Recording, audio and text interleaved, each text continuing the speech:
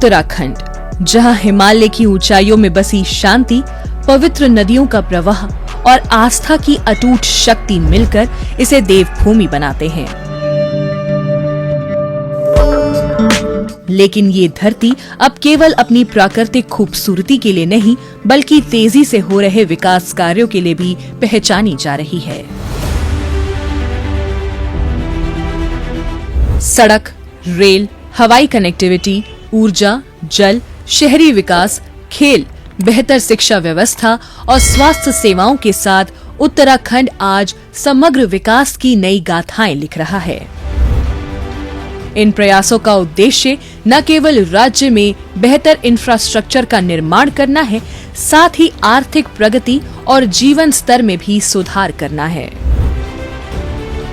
राज्य में कनेक्टिविटी को बेहतर बनाने के लिए उत्तराखंड सरकार ने परिवहन क्षेत्र में कई कदम उठाए हैं। सड़क निर्माण के मामले में उत्तराखंड ने केंद्र सरकार के सहयोग से प्रधानमंत्री ग्रामीण सड़क योजना के तहत दूर दराज के इलाकों को मुख्य सड़कों से जोड़ने का प्रयास किया है। साथ ही शहरी इलाकों में भी सड़कों की स्थिति में काफी सुधार हुआ है। सड़कों के निर्माण से न केवल कनेक्टिविटी मजबूत हो रही है, बल्कि अर्थव्यवस्था को भी बढ़ावा मिल रहा है।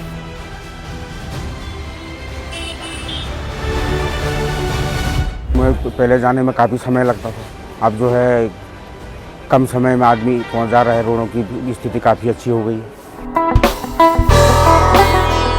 चार धाम रेल प्रोजेक्ट भी उत्तराखंड के विकास में एक महत्वपूर्ण योगदान दे रहा है। ये महत्वाकांक्षी योजना राज्य के 4 पवित्र धामों यमुनोत्री, गंगोत्री, केदारनाथ और बद्रीनाथ को आपस में जोड़कर तीर्थ यात्रियों और पर्यटकों के लिए यात्रा को सुगम बनाएगी। इस परियोजना के तहत ऋषिकेश से कर्णप्रयाग तक 125 किलोमीटर लंबी single track broad gauge rail line का निर्माण तीव्र गति से जारी है। इस रेल मार्ग में 12 स्टेशन, 17 सुरंगें और 18 पुलों का निर्माण किया जा रहा है, जो दुर्गम पहाड़ियों और नदियों के बीच से होकर गुजरेंगे।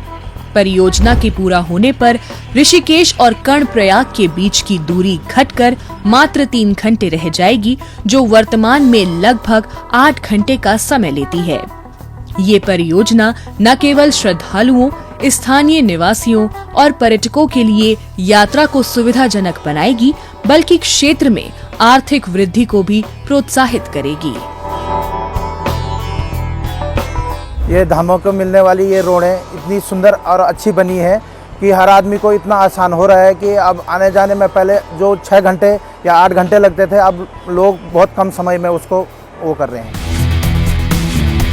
उत्तराखंड अपनी प्राकृतिक संपदाओं का उपयोग करते हुए ऊर्जा उत्पादन में भी आत्मनिर्भर बनने की दिशा में आगे बढ़ रहा है। राज्य में कई हाइड्रो पावर परियोजनाएं शुरू की गई हैं। यहाँ स्थापित बांधों से न केवल जल संरक्षण हो रहा है, बल्कि उनसे बिजली उत्पादन भी किया जा रहा है। साथ ही सरकार ने माइक्रो और मिनी हाइड्रो पावर परियोजनाओं को भी प्रोत्साहन दिया है। इसके अलावा सौर ऊर्जा परियोजनाओं पर भी ध्यान दिया जा रहा है, जो राज्य को पर्यावरण के प्रति संवेदनशील बनाते हुए ऊर्जा खपत में संतुलन बनाए रखने में मदद कर रही है। साथ ही इसके माध्यम से लोगों को रोजगार भी मिल रहा है। उत्तराखंड सरकार ने हवाई यात्रा को बढ़ावा देने के लिए भी कई महत्वपूर्ण कदम उठाए हैं। देहरादून में स्थित जॉली ग्रांट एयरपोर्ट को आधुनिक सुविधाओं से सुसज्जित किया गया है। इसके साथ ही राज्य के दूरस्थ क्षेत्रों तक हवाई कनेक्टिविटी बढ़ाने के लिए हेलीपोर्ट्स का निर्माण भी किया जा रहा है, जिससे लोगों का आवागमन सुगम बन सके। राज्य में प्रतिभावान खिलाड़ियों की प्रतिभा को निखारने के लिए अत्याधुनिक स्टेडियम्स का निर्माण भी किया जा रहा है। इन स्टेडियम्स में न केवल राष्ट्रीय और अंतर्राष्ट्रीय स्तर की सुविधाएं उपलब्ध होंगी, बल्कि यहाँ खेल प्रशिक्षण और कोचिंग के माध्यम से युवा खिलाड़ियों को अपनी क्षमता को नई ऊंचाइयों तक ले जाने का अवसर भी मिल रहा है। यहाँ मुझे बहुत अच्छी सुविधाएं मिल रही हैं, कैंपस से लेकर ग्राउंड से लेकर स्कूल से लेकर हर चीज़ की अच्छी सुविधा मिल रही है। हाँ, यहाँ से हम नेशनल भी खेलते हैं और यहाँ से हम इंटरनेशनल भी खेल सकते हैं।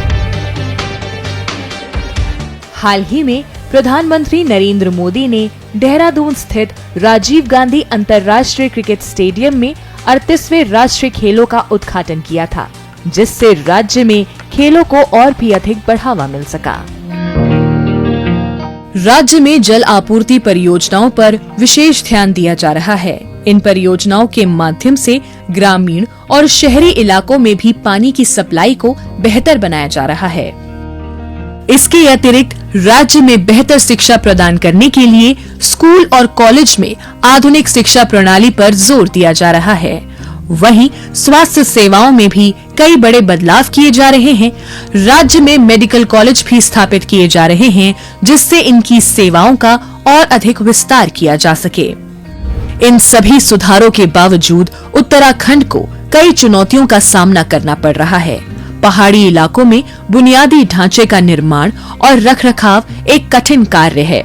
इसके अलावा बाढ़ और भूस्खलन जैसी प्राकृतिक आपदाएं राज्य के विकास कार्यों में बाधा डालती हैं। इन समस्याओं से निपटने के लिए सरकार ने आपदा प्रबंधन पर विशेष ध्यान दिया है। राज्य सरकार का उद्देश्य है कि इन सभी परियोजनाओं को समय पर पूरा कर राज्य को विकास की नई ऊंचाइयों पर पहुंचाया जाए। कनेक्टिविटी, ऊर्जा, पानी, स्वच्छता और शहरी विकास जैसे क्षेत्रों में किए जा रहे ये प्रयास राज्य की अर्थव्यवस्था को मजबूत बनाने में सहायक साबित हो रहे हैं।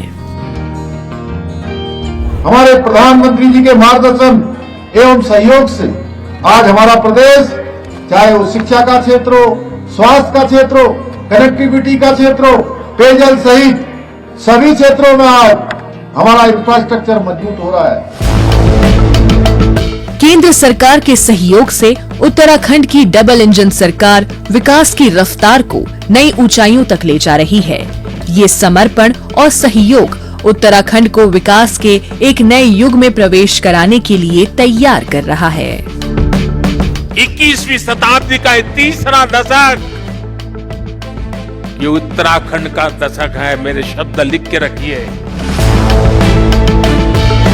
उत्तराखंड सरकार ने विकास और प्रकृति के बीच संतुलन बनाए रखते हुए राज्य के लिए जो कदम उठाए हैं, वो आने वाले वर्षों में उत्तराखंड को देश के सबसे प्रगतिशील राज्यों में स्थान दिलाने में सक्षम होंगे।